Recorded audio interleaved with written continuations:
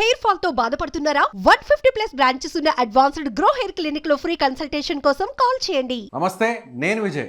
పశ్చిమాసియాలో యుద్ధంతో అక్కడ ఉన్నటువంటి దేశాలన్నీ కూడా వణికిపోతున్నాయి.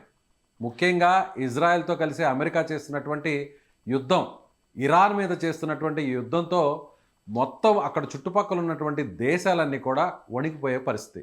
సౌదీ అరేబియా దేశం కూడా ఉంది.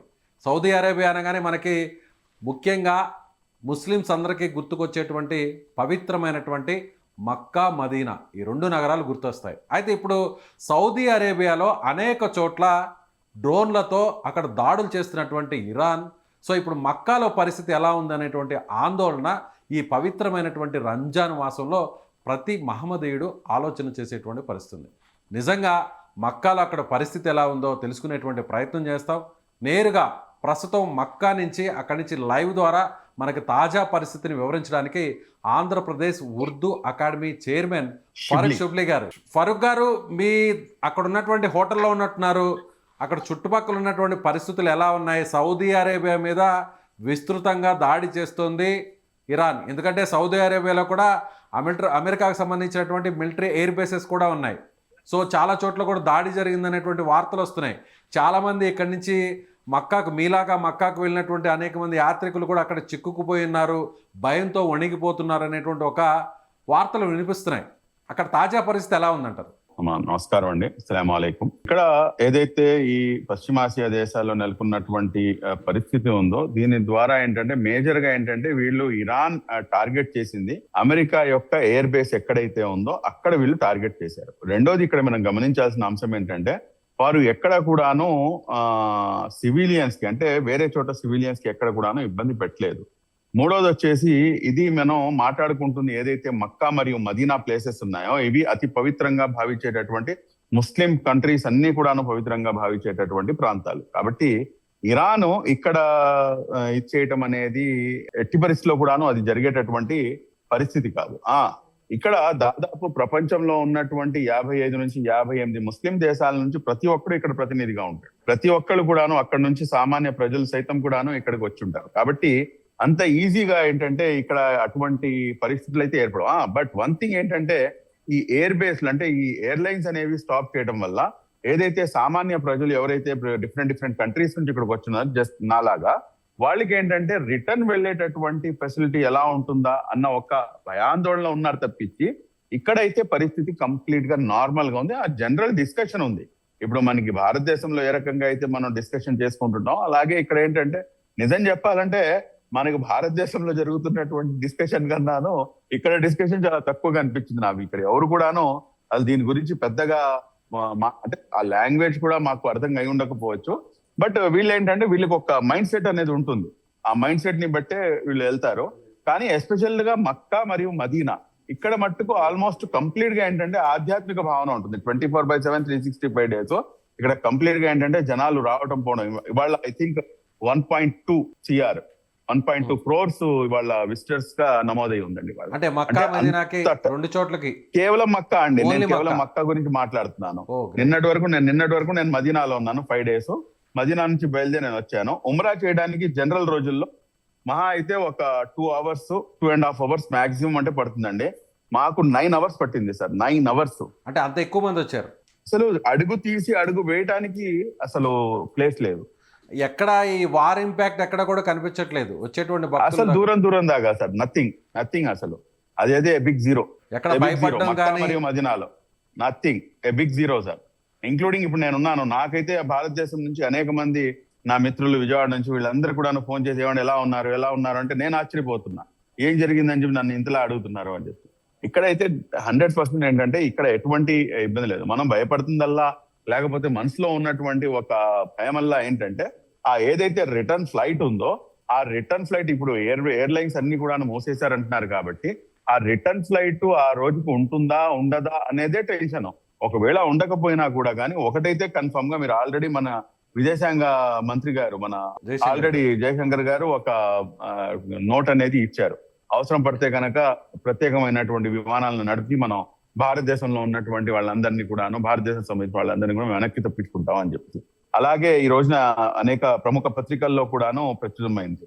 కాబట్టి భారతదేశం ఏంటంటే వారి యొక్క సివిలియన్స్ కి ఎటువంటి ఇబ్బందులు రాకుండా ఖచ్చితంగా భారతదేశం కాపాడుతుంది. మా ప్రధాని నరేంద్ర మోదీ గారు, అదేవిధంగా మన గౌరవ ముఖ్యమంత్రి వర్యులు మాన్యశ్రీ శ్రీ నారా చంద్రబాబు నాయుడు గారు అయితే ప్రత్యేకమైనటువంటి సమావేశం ఇక్కడ సౌదీ అరేబియాలో ఉన్నటువంటి ఎవరైతే ఎన్ఆర్ఐస్ ఉన్నారో, అదే విధంగా ఇక్కడికి యాత్రికి వచ్చినటువంటి వారు ఎవరైతే ఉన్నారో వీళ్ళందరితో కలిసి ఒక ప్రత్యేకమైనటువంటి సమావేశం మన మంత్రి శ్రీనివాస్ గారితో పాటు కలిసి ఒక జూమ్ కాల్ అవుట్ తీసుకొని ఎవరికి ఎటువంటి ఇబ్బంది వచ్చినా గానీ మేము ఉన్నాము అన్న భరోసాని, ఎందుకంటే టీడీపీ దగ్గర ఎన్ఆర్ఐ క్యాడర్ చాలా పెద్దది ఉంది. అది డట్టు G5 కంట్రీస్ లో అయితే చాలా పెద్ద క్యాడర్ వాళ్ళ దగ్గర ఉంది. కాబట్టి we're here to support you అని చెప్పేసి చాలా ఓపెన్ గా ముందుకు వచ్చినట్టు మాట్లాడినటువంటి పరిస్థితి.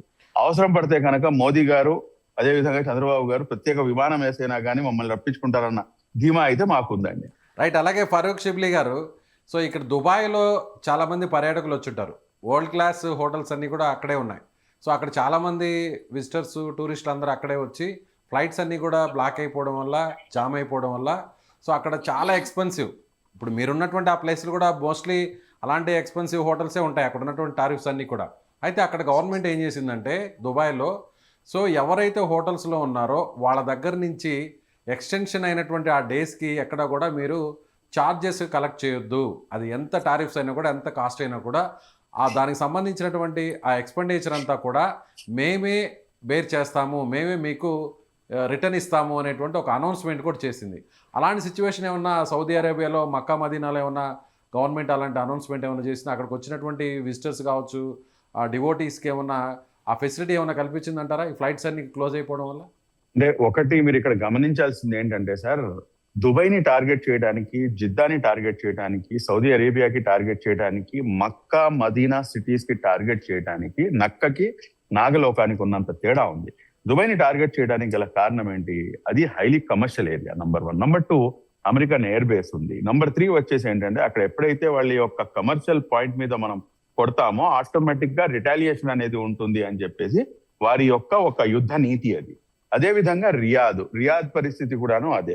కానీ సౌదీ అరేబియాలో వచ్చేటప్పటికి మీరు గమనించండి, ఇక్కడ వీళ్ళు అటాక్ చేస్తుంది కేవలం ఫైనాన్షియల్ ఆర్డర్ ఎక్కడైతే మేజర్ గా ఉందో దాన్ని డిస్టర్బ్ చేసే ప్రయత్నం చేస్తున్నారు తప్పించి, ఇక్కడ ప్రజల్ని డిస్టర్బ్ చేయాలంటే కనుక దీన్ని టార్గెట్ చేయాలి. కానీ దీన్ని అయితే టార్గెట్ చేయాలి అన్న మాట నేను చెప్పాను చూడండి, అది కూడాను ఉచ్చరించలేరు ఎవరు కూడాను ప్రపంచంలో ఉన్నటువంటి ఏ ముస్లిం. ఫరూక్ గారు, నేను అడిగేది ఓకే, మీరు చెప్పిన దానికి కన్ఫర్మ్. ఎక్కడ కూడా మక్కా మదీనా మీద ఎలాంటి దుశ్చర్యకు పాల్పడే సాహసం ఏ దేశం కూడా చేయదు, అందులో ఇరాన్ కూడా చేయదు. Okay, clarity. బట్ నేను అనేది ఏంటంటే అక్కడికి విజిటర్స్గా కానీ భక్తులుగా వచ్చినటువంటి వారికి విమానాలు రద్దు అవడం వల్ల సో అక్కడ హోటల్లో ఇరుక్కుపోయి ఉంటారు. కంటిన్యూ అవ్వాలి. ఏంటంటే అక్కడ రూమ్స్ దొరకపోయే ఇబ్బందులు పడేటువంటి పరిస్థితి ఉంటుంది. చాలా ఎక్కువ కాస్ట్ ఉంటుంది. ఆ టారిఫ్ అంతా కూడా ఎక్కువగా ఎక్స్పెన్సివ్గా ఉంటుంది. వాటిని గవర్నమెంట్ భరించడానికి ఏమన్నా ముందుకు వచ్చిందా? దుబాయ్లో గవర్నమెంట్ ముందుకు వచ్చింది. సో ఆ హోటల్ బిల్స్ అన్ని కూడా మేమే పే చేస్తామని ఇది అయితే ఇప్పటిదాకా మాకైతే అటువంటిది ఏది కూడాను మా దృష్టికి రాలేదండి ఇంకాను. అటువంటిది ఏమైనా ఉంటే కనుక definitely I have to enquire అండి. ఇక్కడ అథారిటీస్ నుంచి ఒకసారి కనుక్కోవాలి, లేకపోతే మన ఇక్కడ ఎన్ఆర్ఐ టీం ఏదైతే ఉందో వాళ్ళతో ఒకసారి కనుక్కోవాలి, లేదంటే కనుక ఇక్కడ ఎవరైతే మన ఎంబసీ ఉంటుందో ఆ ఎంబసీ వాళ్ళతో ఒకసారి మాట్లాడాల్సిన పరిస్థితి ఉంటుంది. పవిత్రమైనటువంటి ముస్లిమ్స్ కి, మహమ్మదీయులందరూ కూడా అత్యంత పవిత్రమైనటువంటి స్థలంగా భావించేటువంటి మక్కా నగరం నుంచి ఎక్స్క్లూజివ్గా AP Urdu academy chairman Farooq Shibli గారు అక్కడి నుంచి మనకి తాజా అప్డేట్ని అందించారు. సో ఇక్కడ చాలామంది భక్తులు భారతదేశం నుంచి అలాగే ప్రపంచం నలుమూలల నుంచి కూడా 55 ముస్లిం కంట్రీస్ నుంచి అందరూ కూడా పెద్ద ఎత్తున ఇక్కడికి వచ్చారు. ఈ రోజు అంటే ఈ ఒక్క రోజునే దాదాపు 1,20,00,000 మంది వరకు కూడా ఈ ప్రార్థనా స్థలాన్ని విజిట్ చేశారు. సో ఎక్కడా కూడా ఎవరిలో కూడా పెద్దగా వార్ టెన్షన్ అయితే లేదు. ఎందుకంటే ముస్లిమ్స్ అందరికీ కూడా పవిత్రమైనటువంటి స్థలంగా మక్కా మదీనా ఉంది కాబట్టి ఇరాన్ ఈ ప్రాంతం మీద దుశ్చర్యకు పాల్పడేటువంటి అవకాశం లేదు, ఆలోచన చేసేటువంటి అవకాశం కూడా లేదు. ఎందుకంటే ఈ పవిత్రమైన ఈ స్థలం మీద ఇలాంటి ఇబ్బంది పెట్టాలనేటువంటి ఆలోచన వాళ్ళకు రాదు అనేటువంటి నమ్మకం అందరిలో కూడా ఉంది. కాకపోతే సౌదీ అరేబియాలో అదే దేశంలో అమెరికాకు సంబంధించినటువంటి ఎయిర్ బేసెస్ మీద అక్కడ దాడి చేశారు తప్ప సివిలియన్స్ మీద, ఇలాంటి పుణ్యక్షేత్రాల మీద, ప్రార్థనా స్థలాల మీద ఎక్కడ కూడా అటాక్ చేయలేదు అనేటువంటి విషయాన్ని కూడా ఆయన చాలా స్పష్టంగా చెప్తున్నారు. అయితే గవర్నమెంట్ నుంచి కూడా ఏపీ గవర్నమెంట్ అలాగే ఇండియన్ గవర్నమెంట్ నుంచి ఎప్పటికప్పుడు తమకు సమాచారాన్ని అందిస్తున్నారని కూడా ఆయన చెప్తున్నారు. Thank you so much.